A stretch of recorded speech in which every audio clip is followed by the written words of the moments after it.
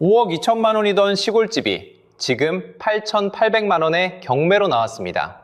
무려 83% 가까이 무너진 겁니다. 그런데 이 가격에도 사겠다는 사람이 단 한 명도 없습니다. 여러분, 한때 이 집의 주인은 공기 좋고 경치 좋은 곳에서의 노후를 꿈꿨습니다. 평생 모은 돈을 들여 땅을 사고 집을 올렸습니다. 그런데 지금 그 꿈은 내놓아도 팔리지 않는 짐이 되어 돌아왔습니다. 도대체 5억짜리 자산이 어쩌다 8천만 원에도 외면받는 신세가 됐을까요? 그리고 이게 왜 이 집 한 채만의 이야기가 아닌지 그 무너지는 과정을 처음부터 끝까지 따라가 보겠습니다. 본격적인 이야기 시작 전에 구독과 좋아요 한 번씩 부탁드립니다. 영상 제작에 정말 큰 힘이 됩니다. 이야기를 한 사람으로 시작하겠습니다. 몇 년 전 한 가장이 있었습니다. 도시의 빡빡한 생활에 지친 사람이었습니다. 그는 늘 꿈꿨습니다. 공기 좋고 경치 좋은 시골에서의 노후를 말입니다. 마침 마음에 드는 땅이 나왔습니다. 그는 평생 모은 돈을 들였습니다. 땅을 사고 그 위에 집을 올렸습니다. 들어간 돈은 5억 2천만 원이었습니다. 마당이 있었습니다. 텃밭도 있었습니다. 그가 그리던 바로 그 그림이었습니다. 처음 몇 해는 좋았습니다. 손님도 왔고 작은 카페나 민박을 열 꿈도 꿨습니다. 그런데 시간이 지나면서 조용히 변화가 시작됐습니다. 마을의 젊은 사람들이 하나둘 떠났습니다. 가게가 문을 닫았습니다. 시내로 나가는 버스가 줄었습니다. 빈집이 옆집, 그 옆집으로 늘어갔습니다. 건강도 예전 같지 않았습니다. 결국 그는 이 집을 정리하기로 마음먹었습니다. 여기서 진짜 이야기가 시작됩니다. 집을 내놓았습니다. 한 달이 지났습니다. 전화 한 통이 없었습니다. 반년이 지났습니다. 여전히 조용했습니다. 보러 오는 사람조차 없었습니다. 그는 가격을 내렸습니다. 또 내렸습니다. 그래도 시장은 반응하지 않았습니다.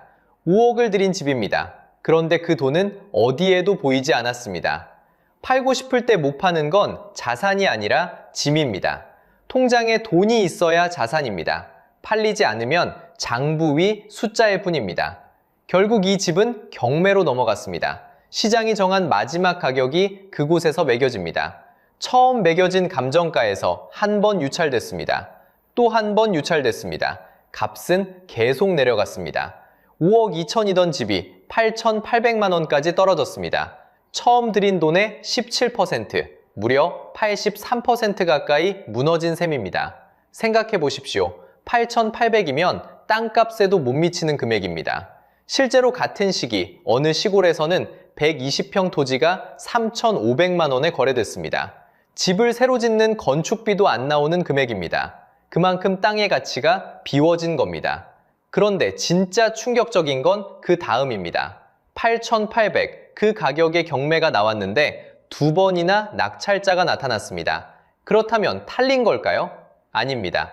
두 낙찰자 모두 입찰 보증금을 포기했습니다. 낙찰을 받아놓고도 잔금을 치르지 않고 그냥 손을 뺀 겁니다. 보증금까지 버리면서 도망쳤다는 뜻입니다. 받겠다고 손을 들었던 사람조차 결국 이 집을 끝까지 외면했습니다. 5억짜리 꿈이 8천에 나와도 아무도 끝까지 손을 주려 하지 않았습니다.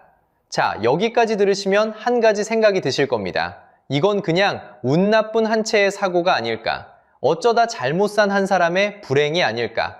그렇다면 좋겠습니다. 그런데 문제는 이게 한 채만의 이야기가 아니라는 겁니다. 똑같은 일이 전국 곳곳에서 동시에 벌어지고 있습니다. 거기엔 세 가지 분명한 이유가 있습니다. 첫 번째 이유부터 보겠습니다. 그렇다면 왜 이런 일이 벌어질까요? 첫 번째 이유는 단순합니다. 그 땅을 사줄 사람이 시골에서 빠르게 사라지고 있습니다. 먼저 숫자부터 보겠습니다. 2024년 우리나라 농가 인구는 198만 명입니다. 사상 처음으로 200만 명 선이 무너졌습니다. 10년 전과 비교하면 4분의 1 가까이 줄었습니다. 문제는 그 안에 구성입니다. 농가 인구 둘 중 하나는 이미 65세가 넘었습니다. 정확히는 56%입니다. 전국 평균보다 2배 반 높은 수치입니다. 새로 들어오는 사람은 거의 없고 남은 분들은 점점 나이가 들어갑니다. 이게 무슨 뜻인지 마을 안으로 들어가 보겠습니다. 운전을 못하면 장을 보기가 어렵습니다. 시내버스는 하루에 몇 번 다니지 않습니다.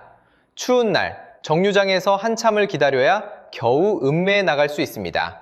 병원도, 시장도, 약국도 다 그렇게 멀어졌습니다. 자식들이 보내주는 택배 하나 받자고 면사무소까지 걸어나가는 어르신도 계십니다. 여기에 학교까지 하나둘 문을 닫습니다. 아이 키울 곳이 없으니 젊은 가족은 더더욱 들어오지 않습니다. 들어오는 사람은 없고 떠나는 사람만 늘어납니다. 땅으로 먹고 사는 일도 예전 같지 않습니다. 1000평을 농사지어도 비료값과 인건비를 빼고 손에 남는 돈은 한 해 200만 원 남짓이라는 분이 많습니다. 한 달로 나누면 얼마 되지 않습니다. 허리 숙여 1년을 꼬박 일해도 그렇습니다. 이런 곳에 누가 큰 돈을 묻고 들어오려 하겠습니까? 그 결과가 빈집입니다. 전국 빈집은 2010년 약 82만 호였습니다. 그런데 2024년에는 약 160만 호로 늘었습니다. 14년 만에 거의 2배입니다. 이제 전국 주택 100채 가운데 8채는 비어 있습니다. 빈집이 늘면 마을 전체가 가라앉습니다. 사람이 빠지니 가게가 문을 닫고 가게가 닫으니 또 사람이 떠납니다. 이렇게 마을 자체가 사라질 위험에 놓인 곳을 소멸위험지역이라고 부릅니다. 여기서 숫자가 모든 걸 말해줍니다. 전국 시군구 228곳 가운데 소멸위험지역이 130곳입니다. 전체의 57%, 이미 절반을 넘었습니다. 그런데 이건 시골만의 이야기가 아닙니다. 광역시인 두산이 처음으로 이 명단에 이름을 올렸습니다. 사람이 빠져나가는 흐름이 경기 포천과 동두천, 인천과 대전의 오래된 도심까지 번지고 있습니다. 수요가 없는 자산은 가격표만 붙어 있고 거래는 없는 박물관 전시품과 같습니다. 보러 오는 사람은 있어도 지갑을 여는 사람은 없습니다. 그래도 이렇게 생각하시는 분 계실 겁니다. 나는 빚 안 내고 현금으로 사면 되지. 그런데 바로 그 돈의 흐름이 두 번째 이유입니다. 예전에는 시골 땅을 사는 공식이 있었습니다. 일단 빚을 내서 땅을 삽니다. 그리고 땅값이 오르길 기다립니다. 오르면 팔아서 이자를 갚고 차익을 남깁니다. 빚을 내서 사는 투자, 이 모델이 시골 부동산을 떠받쳐 왔습니다. 그런데 지금 이 공식이 무너졌습니다. 집이 아닌 토지를 담보로 잡으면 대출금리가 연 7에서 8%입니다. 1억을 빌리면 이자만 한 해 700만 원에서 800만 원입니다. 가만히 있어도 다달이 빠져나갑니다. 이걸 농사로 메울 수 있을까요? 앞에서 봤습니다. 1000평을 1년 내내 지어도 손에 쥐는 건 200만 원 남짓입니다. 이자는 한 해 700만 원인데 농사소득은 200만 원입니다. 죽어라 지어도 이자의 3분의 1밖에 못 갚습니다. 농사를 지을수록 빚이 불어나는 셈입니다. 그러니 돈 있는 사람도 계산기를 두드리면 살 이유가 없습니다. 그럼 그 돈은 다 어디로 갔을까요? 같은 시기 사람들은 다른 곳으로 눈을 돌렸습니다. 코인이 그렇고 미국 주식이 그렇습니다. 이런 자산은 오늘 아침에 팔면 오후엔 통장에 돈이 들어옵니다. 마음만 먹으면 언제든 현금으로 바꿀 수 있다는 뜻입니다. 시골 땅은 정반대입니다. 한번 들어가면 5년, 10년이 우습게 묶입니다. 내놓아도 사겠다는 사람이 없으니까요. 쉽게 말해 한쪽은 언제든 꺼내 쓰는 통장 잔고이고 한쪽은 10년 뒤에나 그것도 찾을 수 있을지 모르는 묶인 돈인 셈입니다. 같은 1억이라도 무게가 완전히 다릅니다. 돈이 어디로 흐를지는 너무 뻔합니다. 누구나 한 번쯤 느껴보셨을 겁니다. 같은 돈을 다른 곳에 넣은 사람은 마음만 먹으면 언제든 현금을 손에 줍니다. 그런데 몇 해 전 시골 땅에 묻은 돈은 내놓은 지 몇 년이 지나도록 전화 한 통 오지 않습니다. 똑같이 아껴 모은 돈인데 한쪽은 살아 움직이고 한쪽은 멈춰 섰습니다. 이 차이가 쌓이고 쌓여서 시골 땅으로 향하던 돈줄 자체를 마르게 만들었습니다. 여기서 제일 중요한 게 있습니다. 그럼 나중에 금리가 내려가면 그 돈이 시골 땅으로 다시 돌아올까요? 안 돌아옵니다. 금리는 잠깐 돈을 밀어냈을 뿐입니다. 진짜 문제는 따로 있습니다. 사람들이 이제 깨달은 겁니다. 비싸게 주고 사도 정작 내가 팔고 싶을 때 못 파는 자산이라는 걸요. 애초에 그 땅을 받아줄 다음 사람이 사라진 겁니다. 살 사람이 없으면 금리가 아무리 싸져도 돈은 다시 묶이러 들어오지 않습니다. 결국 이 땅은 2번 버림받았습니다. 사람도 떠났고 돈도 떠났습니다. 그런데 수요도 돈도 떠난 이 땅에는 사려는 사람의 발목을 잡는 세 번째 덫이 하나 더 있습니다. 바로 제도입니다. 수요도 떠나고 돈줄도 끊겼습니다. 그래도 사겠다는 사람이 있긴 합니다.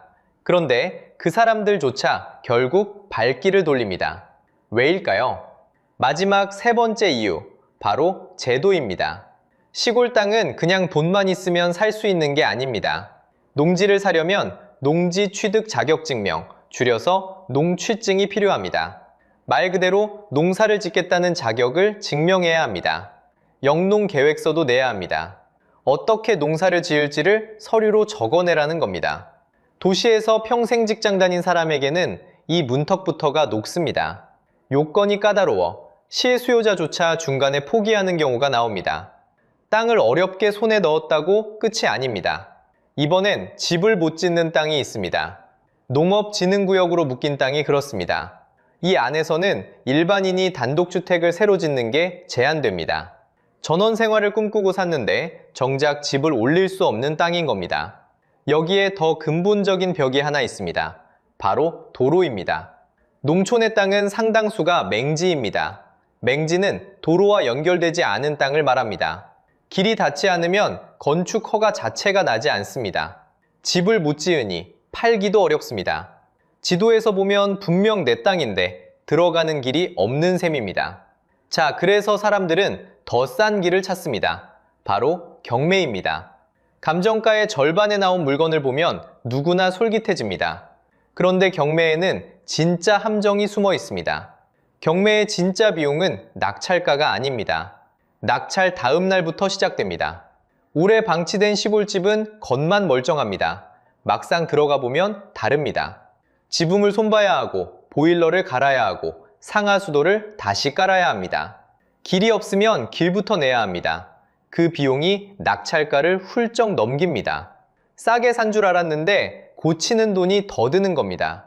그야말로 배보다 배꼽이 더 큰 구조입니다. 감정가에 적힌 숫자만 믿으면 바로 이 함정에 빠집니다.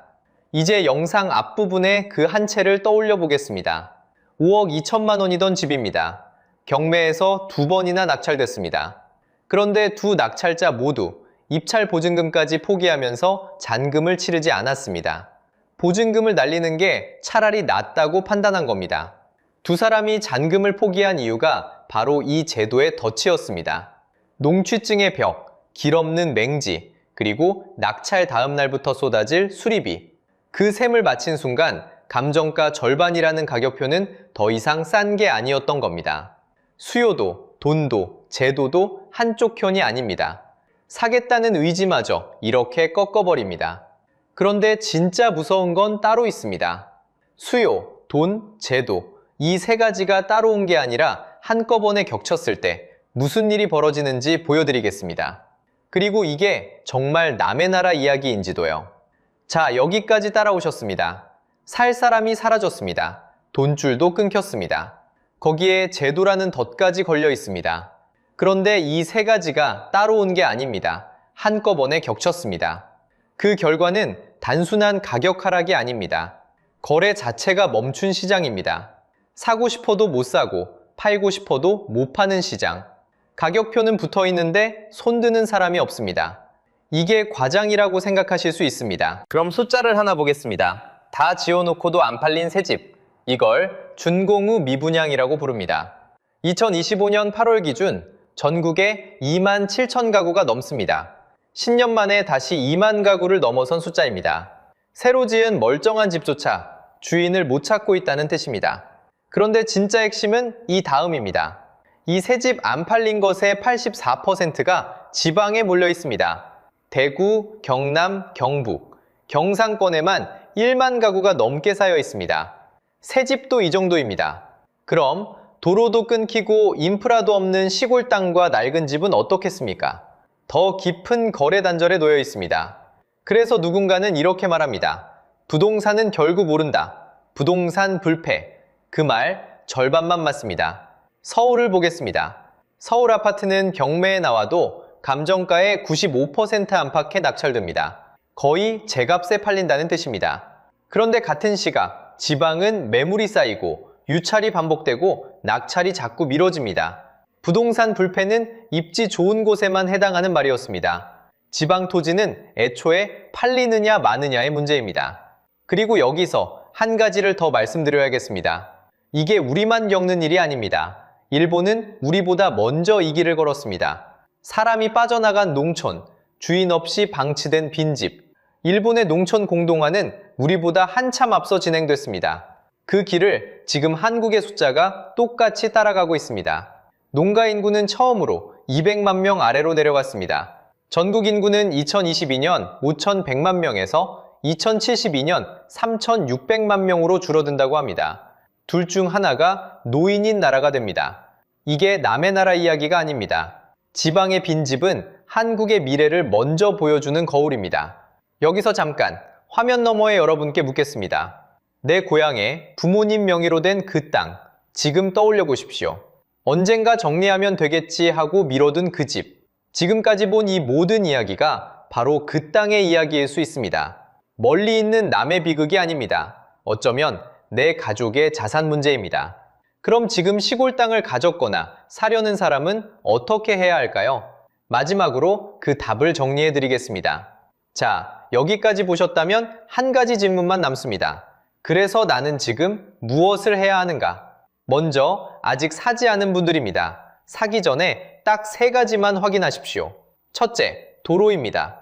그 땅이 도로와 연결되어 있는지 두 눈으로 보십시오. 도로 없는 맹지는 건축 허가 자체가 나지 않습니다. 둘째, 농취증입니다. 농지라면 농지 취득 자격 증명을 받을 수 있는지 미리 따져보십시오. 영농계획서 요건에 막혀 실수요자도 포기하는 경우가 많습니다. 그리고 가장 중요한 셋째, 출구입니다. 살 때 가격이 아니라 팔 때를 먼저 보십시오. 내가 팔고 싶을 때 이 땅을 사줄 사람이 정말 있는지부터 확인하는 겁니다. 들어가는 길보다 나오는 길을 먼저 그려야 합니다. 그게 환금성입니다. 다음은 이미 땅을 가진 분들입니다. 여기서는 냉정하게 말씀드리겠습니다. 전 재산이 그 땅에 묶여 있다면 산 가격 그대로 받겠다는 마음부터 내려놓으셔야 합니다. 거래가 끊긴 시장에서 그 집착은 출구를 더 막을 뿐입니다. 손에 쥔 가격보다 나갈 수 있는 길을 먼저 찾으십시오. 가장 비싼 실수는 살 때가 아니라 못 팔 때 드러납니다. 물론 모든 지방 땅이 똑같다는 말은 아닙니다. 입지가 좋은 곳도 분명히 있습니다. 팔 생각 없이 직접 살러 들어가는 거라면 그건 또 다른 이야기입니다. 다만 노후 자금을 묻어두고 언젠가 되팔아 불리겠다는 계산이라면 그 계산만큼은 다시 들여다보셔야 합니다. 기억하십시오. 싸다고 사는 게 아니라 팔 수 있어야 자산입니다. 아무리 싸도 못 파는 땅은 자산이 아니라 짐입니다. 가격표만 비싸고 통장은 0원. 그건 자산이 아닙니다. 결국 팔 수 있어야 진짜 자산입니다. 오늘 영상이 여러분의 노후 자금을 지키는 데 도움이 되셨다면 구독과 좋아요 부탁드립니다. 그리고 한 가지 여쭤보겠습니다. 여러분이나 부모님 명의로 시골 땅을 가지고 계신가요? 아니면 반값 매물을 두고 고민해 보신 적 있으신가요? 그 경험과 생각을 댓글로 남겨주십시오. 다음 영상에서는 또 다른 이야기로 찾아뵙겠습니다. 한 달 관리비 685만 원. 대한민국에서 가장 비싸다는 그 집이 지금은 공짜로 줘도 안 들어간다는 말까지 나옵니다. 분양가 최고 370억, 평당 1억을 호가하던 부의 정정. 그런데 여러분, 이 집은 지금 1년째 세입자를 못 구한 빈집이 됐습니다. 매달 날아오는 685만 원짜리 고지서 한 장, 3년 만에 20억이 증가한 실거래가, 그리고 이름만 대면하는 그 사건까지. 오늘은 이 명세서 한 장이 어떻게 100억짜리 환상을 무너뜨렸는지 그 숨겨진 정체를 끝까지 파헤쳐드리겠습니다. 시작하기 전에 구독과 좋아요 한번 눌러주시면 큰 힘이 됩니다. 서울 한복판에 555m짜리 건물이 있습니다. 롯데월드타워 123층. 그 꼭대기 가까운 곳에 사람이 사는 집이 있습니다. 바로 시그니엘입니다. 지상 44층부터 70층까지 단 233채 뿐입니다. 한 층 한 층이 도심 전체를 발아래둔 높이입니다. 그래서 가격도 보통 상상하는 수준이 아니었습니다. 가장 작은 집이 42억, 가장 큰 펜트하우스는 무려 370억이었습니다. 평당 가격으로 따지면 6,700만 원에서 1억 원 선, 국내 주거 분양사상 가장 높은 가격이었습니다. 평당 1억이라는 숫자를 한번 틀어보겠습니다. 방 한 칸을 들이는데 보통 사람의 1년치 연봉이 통째로 들어가는 셈입니다. 거실 하나에 작은 아파트 한 채 값이 깔리는 집이었습니다. 그저 비싼 집이 아니었습니다. 하나의 상징이었습니다. 2017년 입주가 시작됐습니다. 그리고 2022년 233채가 전부 팔렸습니다. 완판이었습니다. 이 가격에 이 집이 다 나갔다는 사실, 그 자체로 화제였습니다. 여기에 누가 살았는지를 보면 이해가 빠릅니다. 가수 김준수, 배우 조인성, 그리고 클라라. 이름만 대면 아는 톱스타들이 줄줄이 이곳을 택했습니다. 이름값 있는 사람들이 모이자 집의 의미가 달라졌습니다. 시그니엘에 산다는 건 곧 그 자리에 올랐다는 증거였습니다. 성공한 사람들의 명단에 이름을 올렸다는 일종의 증명서였습니다. 그러자 묘한 일이 벌어졌습니다. 나 시그니엘 산다. 이 한마디가 그 사람의 재력을 증명하는 명함이 됐습니다. 통장 잔고를 보여줄 필요도 없었습니다. 주소 한 줄이면 충분했습니다.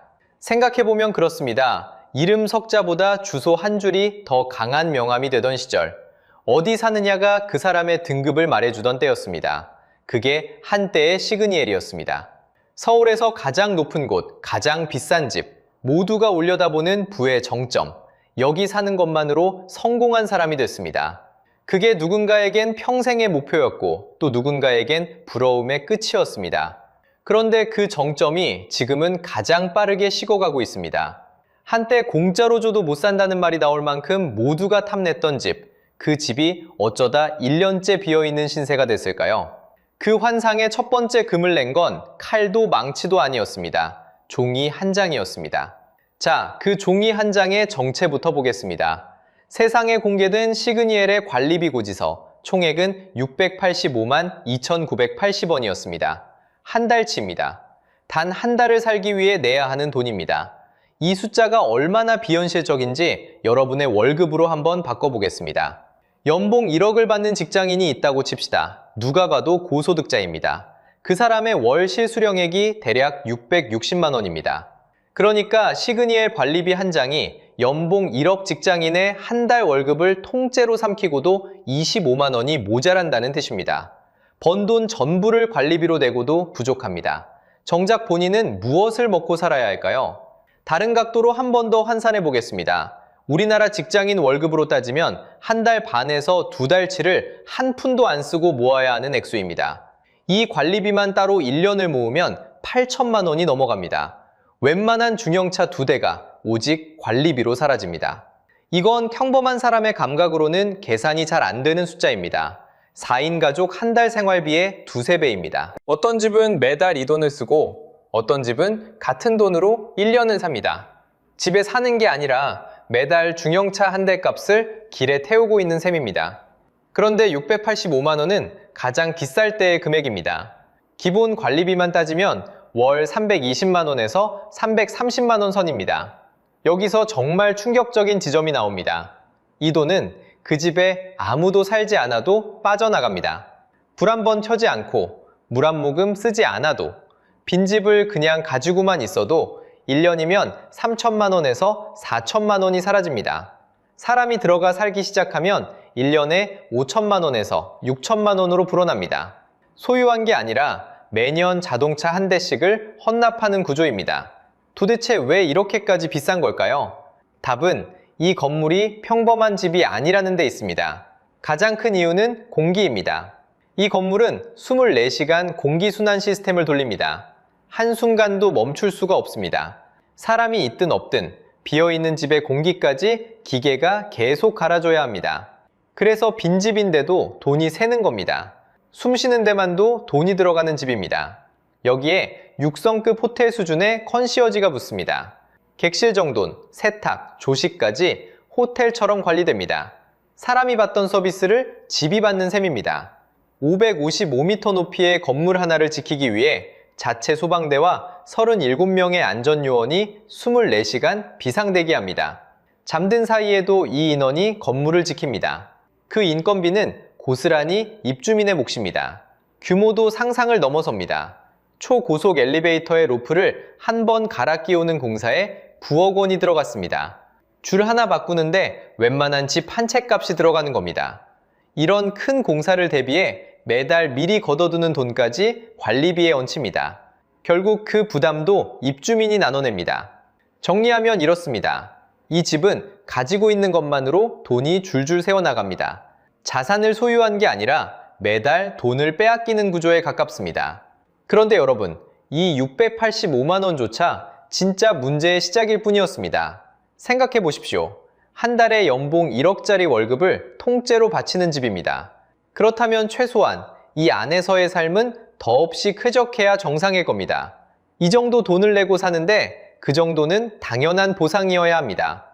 하지만 실제로 그 집에서 살아본 사람들의 입에서 나온 말은 우리의 예상과는 사뭇 달랐습니다. 가장 먼저 나온 이야기는 창문이었습니다. 시그니엘의 창문은 열리지 않습니다. 안전을 위해 아예 고정식으로 만들었습니다. 555m 높이에서 창을 여는 건 위험하기 때문입니다. 이유는 분명합니다. 하지만 결과적으로 자연 환기는 불가능해집니다. 그래서 공기는 전적으로 기계에 의존합니다. 환기 시스템이 24시간 돌아갑니다. 사람이 살든 안 살든 멈출 수 없습니다. 685만 원 관리비의 핵심도 바로 여기에 있습니다. 창을 못 여는 집은 기계로 숨을 쉬어야 하고 그 숨값이 매달 명세서에 찍히는 겁니다. 입주 4년차 주민은 이렇게 말합니다. 예전만큼 공기가 맑지 않다. 공기가 답답하다는 목소리가 하나둘 나오기 시작했습니다. 물론 시공 측 이야기는 다릅니다. 천장에 묻힌 덕트로 공기를 거르고 환기량은 법으로 정한 기준의 2.6배라고 설명합니다. 광플라즈마로 공기를 정화한다는 말도 덧붙입니다. 수치만 보면 부족할 게 없습니다. 그런데 불편은 환기만이 아니었습니다. 밤 10시가 넘으면 배달은 받을 수 없습니다. 1층까지 직접 내려가 받아야 합니다. 지하로 가려면 엘리베이터를 2번 갈아탑니다. 호텔과 주거가 한 건물에 섞여 동선이 길어진 탓입니다. 사생활도 마음껏 누리기 어렵습니다. 누가 찾아오면 차량 번호와 이름까지 적어야 합니다. 보안은 철저하지만 그만큼 내 손님의 정보가 남습니다. 집 안도 우리가 아는 모습과 다릅니다. 바닥에 온돌이 없습니다. 난방은 천장에서 내려오는 히터가 대신합니다. 발이 따뜻한 한국식 겨울은 이 집에 없습니다. 그런데 이건 시그니엘만의 문제가 아닙니다. 바다 건너 뉴욕에도 똑같은 일이 있었습니다. 뉴욕 맨해튼의 432 파크 애비뉴, 한때 세계에서 가장 높은 주거 건물로 불린 곳입니다. 그런데 입주민들이 찾아낸 결함이 약 1,500건이었습니다. 2018년에는 60층에서 고압 파이프가 터졌습니다. 한 거주자는 50만 달러어치 피해를 입었습니다. 74층에서도 물이 새 엘리베이터가 몇 주간 멈췄습니다. 2019년엔 공용 관리비가 한 번에 40% 올랐습니다. 결국 입주민들은 개발사를 상대로 소송을 걸었습니다. 요구한 배상액은 2억 5천만 달러, 우리 돈으로 약 2,945억 원입니다. 가늘고 높게 올린 집은 어디서든 비슷한 한계를 안고 있다는 뜻입니다. 하늘에 가장 가까운 집일수록 정작 하늘의 바람은 한 줌도 들이기 어렵습니다. 그래도 이 정도면 살만한 것 아니냐고 물을 수 있습니다. 비싼 값을 하는 거라고 넘길 수도 있습니다. 그런데 이 집의 가치를 진짜로 무너뜨린 건 불편이 아니었습니다. 한 사람이었습니다. 2023년 이 주소가 전혀 다른 뉴스의 배경으로 등장합니다. 한 인물이 있었습니다. 그는 시그니엘에 살았습니다. 정확히는 사는 것처럼 보였습니다. 이 사람은 시그니엘을 직접 산 게 아니었습니다. 월세 3,500만 원을 내고 단 3개월만 빌렸습니다. 짧은 단기 임차였습니다. 실제 소유주는 따로 있었습니다. 그런데 이 짧은 기간이 충분했습니다. 그는 사람들을 이 집으로 초대했습니다. 화려한 야경을 보여줬습니다. 대한민국에서 가장 비싼 주소를 명함처럼 내밀었습니다. 여기서 중요한 차이가 있습니다. 사람들은 그의 통장을 본 적이 없습니다. 사업 계획서도 자산 내역도 보지 못했습니다. 그저 그가 시그니엘에 산다는 사실 하나만 봤습니다. 시그니엘 산다. 이 한마디면 충분했습니다. 더 묻지 않았습니다. 그 주소가 곧 재력의 증거였으니까요. 그 신뢰가 어디로 흘러갔을까요? 검찰은 그가 27명에게 30억 7,800만 원을 가로챈 혐의로 재판에 넘겼습니다. 강연 같은 자리에서 알게 된 사람들이 피해자가 됐습니다. 여러분, 잠깐 생각해 보십시오. 100억을 호가하던 주소를 단돈 1억 남짓 월세로 빌렸습니다. 그러고는 그 이름값 전체를 빌린 셈입니다. 집이 아니라 실외를 통째로 임대한 것입니다. 여기에는 구조적인 빈틈도 있었습니다. 시그니엘은 아파트가 아니라 오피스텔입니다. 단기 임대가 자유롭고 입주 심사도 느슨한 편입니다. 누구든 돈만 내면 짧게 들어와 그 주소를 쓸 수 있었습니다. 가장 비싼 문이 의외로 가장 쉽게 열리는 문이었던 셈입니다. 이름값이 신뢰가 되는 순간 그 이름은 가장 악용되기 쉬운 표적이 됩니다. 문제는 이 사건 하나로 끝나지 않았습니다. 그 뒤로 이 주소의 공기가 달라졌습니다. 자칭 사업가들이 모여들었습니다. 일부 방송인도 흘러들었습니다. 그런 사람들이 모이는 곳, 이런 이미지가 천천히 더 씌워졌습니다. 한때 성공의 증명서였던 주소가 이제는 의심부터 사는 주소가 됐습니다. 이게 단순한 소문이 아니었습니다. 여러 매체가 이 사건을 짚었습니다. 그리고 같은 결론에 도달했습니다. 이 일이 매매가가 꺾이기 시작한 결정적 분기점이었다는 분석입니다. 가즈 비싼 주소가 누군가에게는 가장 저렴한 거짓말 도구가 됐습니다.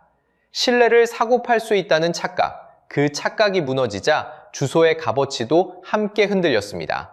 그리고 이 모든 균열은 결국 가장 정직한 곳에서 숫자로 드러났습니다. 바로 가격입니다. 환상이 거치자 시장은 냉정하게 가격표를 다시 썼습니다.